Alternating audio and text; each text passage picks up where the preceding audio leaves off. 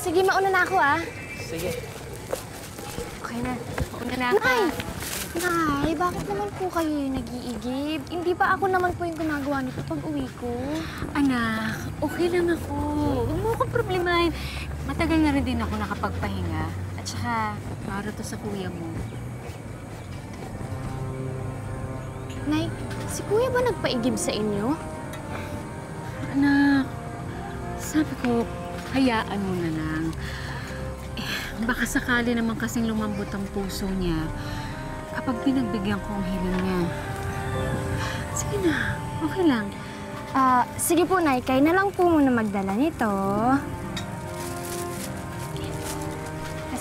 Ako na po magdadala nito. Okay po? Okay ka lang? Opo. Halika na, Nay!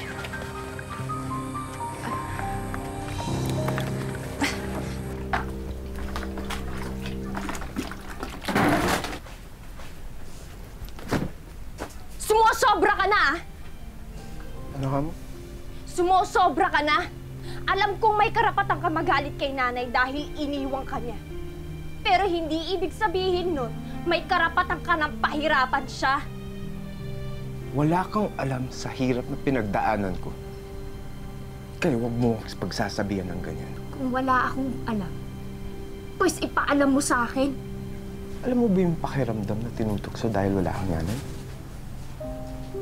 Dahil anak ka sa pagkadalaga, alam mo ba yung pakiramdam na parang tinapon ka na parang basura?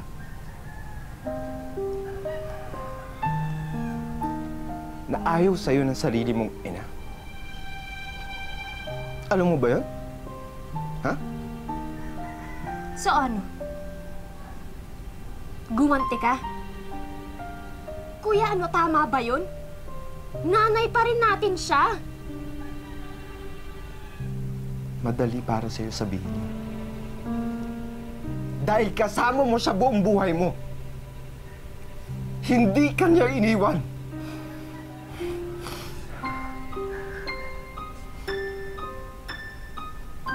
Ikaw yung pinili niya. Hindi ako. Kuya, hindi nga ako ang iniwan ni nanay. Pero walang madali sa buhay ko. Kaya nga kami umalis sa amin, di ba? Kasi hindi na namin matiis yung buhay namin doon. Pero ni minsan, kahit minsan, hindi ko naisip na saktan si nanay. Kasi kahit ano pang gawin niya, kahit ano pang sabihin niya, nanay ko pa rin siya. Paalam.